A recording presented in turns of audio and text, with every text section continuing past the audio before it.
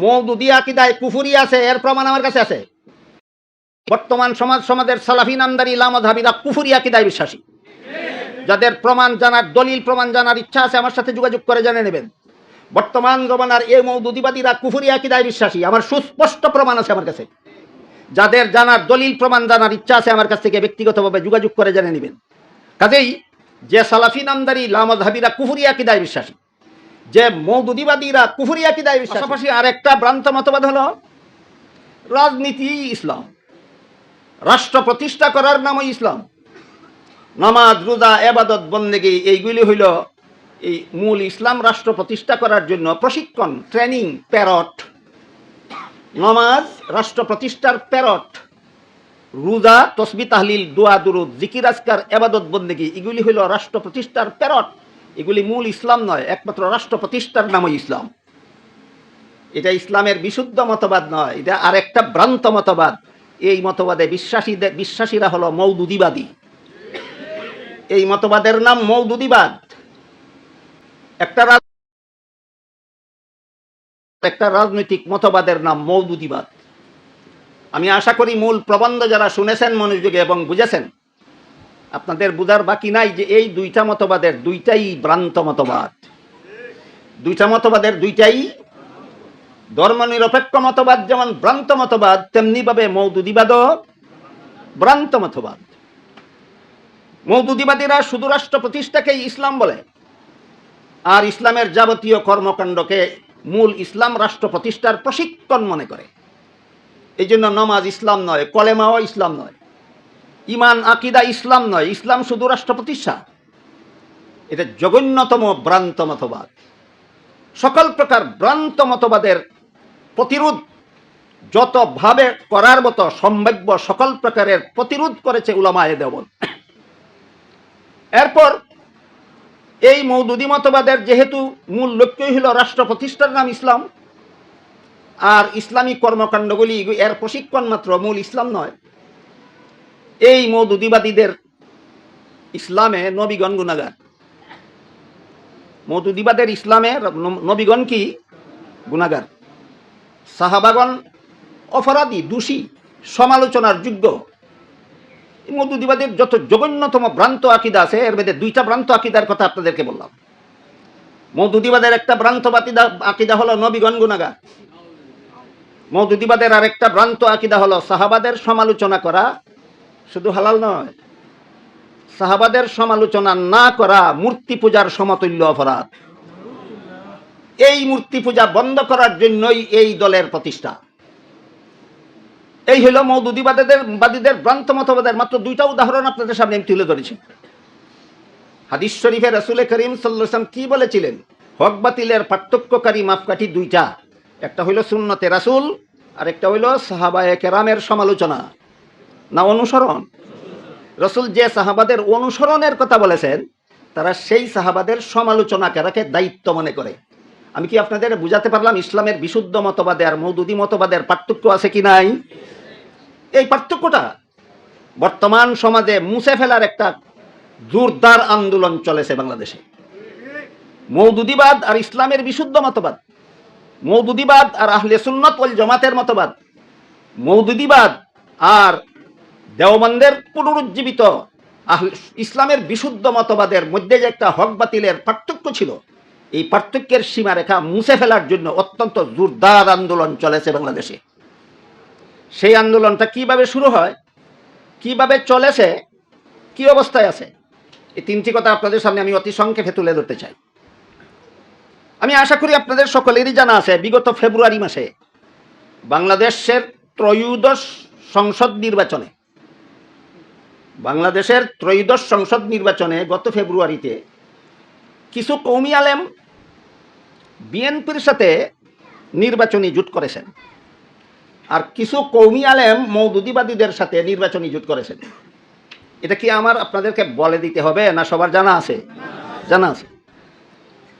আমি যদি যারা বিএনপির সাথে, জাতীয়তাবাদী দলের সাথে যারা জোট করেছেন, তাদেরকে যদি জিজ্ঞাসা করি আপনারা এদের সাথে জোট করলেন কেন, তারা বলেন আপনি তো কোনো রাজনৈতিক দল করেন না, কাজেই রাজনৈতিক ব্যাপারে মন্তব্য করতে যাবেন না। ঠিক কথা। আমি কোনো প্রচলিত কোনো রাজনৈতিক দল করি না, এটা ঠিক। কিন্তু কোরআন হাদিসে যে রাজনীতির কথা আছে সেই রাজনীতি করি না, এই কথা ভুল। বলেন কোনো রাজনৈতিক দল করি না আর কোরআন হাদিসের বর্ণিত রাজনীতি করি না কি এক কথা? এক কথা নয়। এই জন্য আমার বহু বক্তব্য আপনারা পাবেন। গণতান্ত্রিক শাসন ব্যবস্থার আকাশ পাতাল পার্থক্য। কোরআন হাদিসের রাজনীতি করি না বলেই গণতান্ত্রিক শাসন ব্যবস্থা আর ইসলামী শাসন ব্যবস্থার পার্থক্য বর্ণনা করি কোরআন হাদিসের রাজনীতি না করার কারণে। তাইলে আমি কোরআন হাদিসের রাজনীতি করি না তা নয়। হ্যাঁ, আমি প্রচলিত কোনো রাজনৈতিক দলের কর্মী সদস্য নই। এই জন্য জমিয়ত কর্মীদেরকে যদি জিজ্ঞেস করি আপনারা জাতীয়তাবাদীর সাথে দলের সাথে কেন জোট করলেন, তারা বলেন আপনি তো রাজনীতিক দল করেন না, রাজনৈতিক দলের ব্যাপারে নির্বাচনের ব্যাপারে কিছু বলবেন না। মৌদুদিবাদের সাথে জোট করলেন, তাদেরকে যদি জিজ্ঞেস করি মৌদুদিবাদের সাথে নির্বাচনী জোট করলেন কেন, তারাও বলেন আপনি তো রাজনৈতিক দল করেন না, আমরা রাজনীতি কেমনে করা লাগবে এটা আমরা জানি, আপনি জানেন না, আপনি এখানে নাক গলাতে যাবেন না। বস, আমি রাজনৈতিক ব্যাপারে মন্তব্য করার থেকে আমি মুখটা বন্ধ করেই রেখেছি। কিন্তু আমি আপনাদের জিজ্ঞাসা করতে চাই, দেশে ইসলামী শাসন ব্যবস্থা প্রতিষ্ঠার জন্য নবীগণকে গুনাহগার বিশ্বাস করতে হয়? এটা কোন রাজনীতি? এমন রাজনীতি তো অবশ্যই আমি বুঝি না। দেশে ইসলামী শাসন ব্যবস্থা প্রতিষ্ঠার জন্য নবীগণকে গুনাহগার সাব্যস্ত করতে হয়, এটা কোন রাজনীতি আমি জানি না। দেশে ইসলামী শাসন ব্যবস্থা প্রতিষ্ঠার জন্য সাহাবায়ে কেরামের সমালোচনায় পঞ্চমুখ হতে হয়, এটা কোন জঘন্যতম রাজনীতি তা আমার জানা নাই। অবশ্যই আমি এই সমস্ত নাপাক রাজনীতি করি না। শেষ পর্যন্ত এই দেওবন্দি আলেম বাংলাদেশের কৌমি আলেম রাজনৈতিক প্ল্যাটফর্মে গিয়া দুই ভাগে বিভক্ত হয়ে গেল। এক দল নির্বাচনী জোট করলো বিএনপির সাথে, জাতীয়তাবাদী দলের সাথে, আর এক দল নির্বাচনী জোট করলো মওদুদিবাদীদের সাথে। যারা জাতীয়তাবাদীদের সাথে নির্বাচনী জোট করেছিলেন তারা কতটুকু নির্বাচনের সুফল পেয়েছেন যারা জোট করেছিলেন তারা দিবেন। কি বলেন আপনারা? যারা জাতীয়তাবাদী দলের সাথে নির্বাচনী জোট করেছিলেন তারা নির্বাচনের সুফল কতটুকু পেয়েছেন এই জবাব দিতে আমি বাধ্য, না যারা জোট করেছেন তারা? এটা তারা।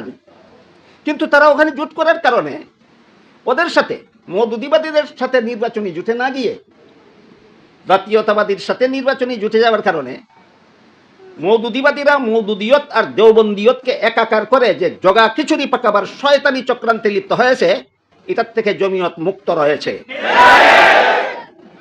বিষয়টা কি আমি বুঝাতে পারলাম? এটা নির্বাচনী সফলতা নয়, এটা দেওবন্দিয়তের সফলতা। এটা রাজনৈতিক সফলতা নয়, এটা ঈমান আকীদার সফলতা। রাজনৈতিক সফলতা বিফলতা আমি আগেই বলেছি, যারা রাজনীতি করেন তারা বলবেন, আমি কেন বলতে যাব। গেল জাতীয়তাবাদীর সাথে যারা জোট করেছিলেন তাদের সফল বিফলের সামান্য ইঙ্গিত। এবার আমি একটু আপনাদের সামনে আবার দিতে চাই মওদুদিবাদীদের সাথে যারা নির্বাচনী জোট করেছিলেন। মওদুদিবাদীর সাথে নির্বাচনী জোট হওয়ার সাথে সাথেই সারা দেশে ঢাকঢোল পিটিয়ে প্রচার শুরু হয়ে গেল, এইবার সমস্ত ইসলামী দল একজোট হয়েছে, সবগুলি ইসলামী ভোট এক বাক্সে পড়বে। সুতরাং যারা এই জোটে আসবে না এরা অন্য দলে জোট করলে সেই দলের দালাল সাব্যস্ত হবে।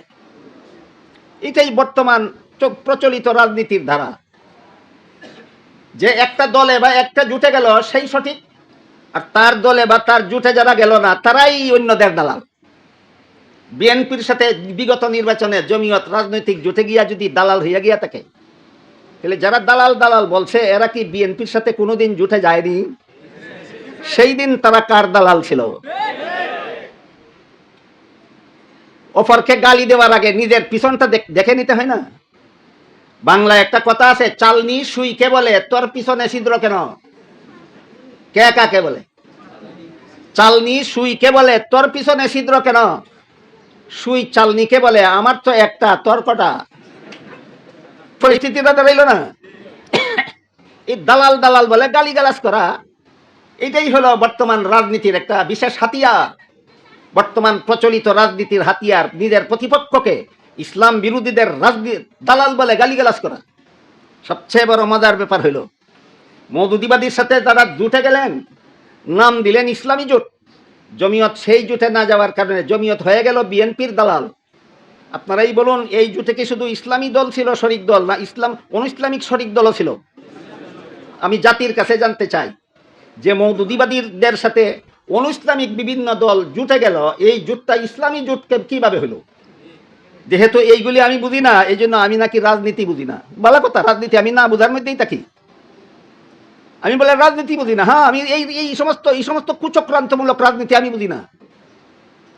যে জোটের মধ্যে কয়েকটা অনইসলামিক দল আছে, সেই জোটটা ইসলামী দল। ইসলামী জোট কেমন? আপনারা কি বলেন এটা ইসলামী জোট? তাহলে এটাকে একমাত্র ইসলামী জোট আখ্যা দিয়ে জমিয়তকে বিএনপির দালাল বলে গালিগালাজ করলে কেন? চাপাবাদের দল। এইভাবে আরম্ভ হইল প্রচলিত রাজনীতির কর্মকাণ্ড। যখন মওদুদিবাদী ভিত্তিক জোটকে ইসলামী জোট আখ্যা দিয়ে সারা দেশে যখন প্রচার প্রপাগান্ডা শুরু হলো, তখন ওই যে মওদুদিয়ত আর দেওবন্দিয়ত, একটু আগে আমি যেটার সুস্পষ্ট পার্থক্য আপনাদের সামনে তুলে ধরার চেষ্টা করেছি, এই প্রচারণা এই মওদুদিবাদী দল ভিত্তিক জোটের মাধ্যমে যখন নির্বাচনী প্রচারণা শুরু হইল, তখন মওদুদিয়ত আর দেওবন্দিয়তের পার্থক্য মুছে ফেলার হীন চেষ্টা শুরু হইল। মওদুদিয়ত আর দেওবন্দিয়ত, আমি কি আপনাদেরকে এতক্ষণে বুঝাতে পেরেছি মওদুদিয়ত কোনটা আর দেওবন্দিয়ত কোনটা? দেওবন্দিয়ত হইল সুন্নতে রাসূল এবং জমাতে সাহাবা, সত্যের মাপকাঠি। মওদুদিয়ত হইল সাহাবাগণ সত্যের মাপকাঠি নন, কারণ তারাও জীবনে কোনো না কোনো দিন গুনাহ করেছেন। ভালো কথা, সাহাবাগণ জীবনে কোনো না কোনো দিন গুনাহ করেছেন, আর যে কোনো দিন গুনাহ করেছে সে সত্যের মাপকাঠি হতে পারে না। তাহলে আল্লাহ কখনো কখনো নবীগণের মাথার উপর থেকে নিষ্পাপত্বের পর্দা সরিয়ে দিয়ে দুই একটা পদস্খলন ঘটতে দেন। নিষ্পাপত্বের পর্দা সরিয়ে দিয়ে, তো লক্ষ্য করার বিষয়, নিষ্পাপত্বের পর্দার ভিতরে থেকে যে পদস্খলন হয়, সেই পদস্খলন নবীদের জন্য দূষণীয় নয়, কিন্তু নিষ্পাপত্বের পর্দার থেকে বের হয়ে যে পদস্খলন ঘটে, নিষ্পাপত্বের পর্দার বাইরে গিয়ে পদস্খলন ঘটলে নিষ্পাপ তাকে, নিষ্পাপত্বের পর্দার বাইরে গিয়ে পদস্খলন ঘটলে নিষ্পাপ তাকে। যে সমস্ত নবীগণিত পাপী, সাহাবাগণ যদি গুনার কারণে সত্যের মাপকাঠি হতে পারলেন না, তাইলে নবীগণ নিষ্পাপত্বের পর্দার বাইরে গিয়ে পদস্খলন ঘটার পরে সত্যের মাপকাঠি রইলেন কোথায়? সুতরাং রসুল ছাড়া কাউকে সত্যের মাপকাঠি মানবে না, এটা একটা দুকা। সাহাবাগণকে গুনার কারণে সত্যের মাপকাঠি মানা যাবে না, এগুলি গুলক ধাঁধা ছাড়া আর কিছু নয়।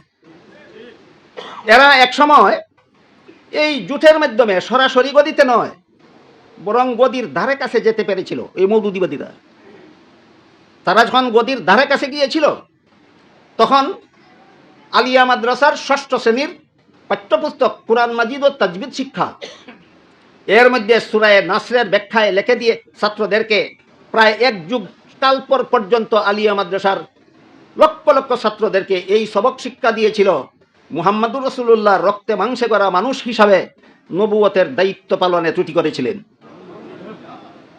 এই রসুল এই সত্যের মাপকাঠি।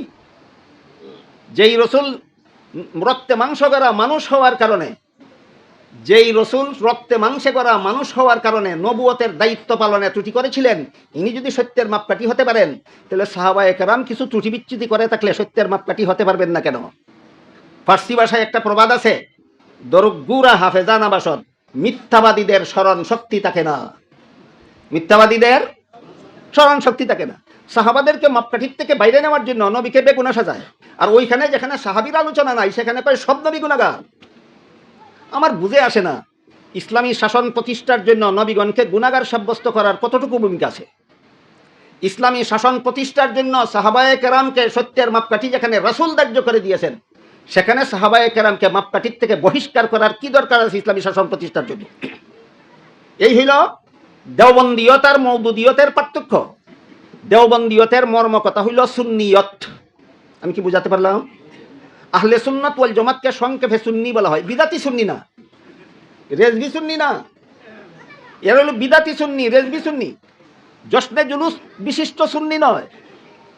সত্যিকারের আহলে সুন্নাত ওয়াল জামাত যেই সুন্নিয়ত সর্বযুগের মুসলমানদের মধ্যে চালু, এই সুন্নিয়তেই দেওবন্দিয়ত, দেওবন্দিয়তেই সুন্নিয়ত। সুতরাং দেওবন্দিয়ত তথা সুন্নিয়তের মতাদর্শ হলো আমার ইলিম সহিনা গলত, আমার আমল সহিনা গলত, আমার আকিদা সহিনা গলত, তা যাচাইয়ের জন্য সত্যের মাপকাঠি সুন্নতে রসুল এবং জমাতে সাহাবা। এর নাম সুন্নিয়ত তথা দেওবন্দিয়ত। আর মওদুদিয়তের মতাদর্শ হইল প্রয়োজনে নবীগণকে মাপকাঠি মেনে নেও, কিন্তু নবীগণ গুনাহগার। এটা হলো মওদুদিয়ত। আর সাহাবায়ে কেরাম তো মাপকাঠির যোগ্যতাই রাখেন না। সুতরাং নবীগণ গুনাহগার আর সাহাবায়ে কেরাম হক বাতিলের পার্থক্যের মাপকাঠি হতে পারেন না। এই মতবাদের নাম সুন্নিয়ত না দেওবন্দিয়ত না মওদুদিয়ত? আমি কি আপনাদেরকে বুঝাতে পারলাম মওদুদিয়তে আর দেওবন্দিয়তে কোনো পার্থক্য আছে? ঠিক আছে। আরম্ভ হলো আন্দোলন এই নির্বাচনকে কেন্দ্র করে মওদুদিয়ত আর দেওবন্দিয়তের বাদ ভেঙে দেওয়ার। এই আন্দোলনের মুখে তথাকথিত কৌমি মাদ্রাসা পড়ুয়া দু চারটা শুকরা বক্তা, তথাকথিত কৌমি মাদ্রাসা পড়ুয়া দুই চারটা শুকরা বক্তা মওদুদি মতবাদ গ্রহণ করে ফেলেছে।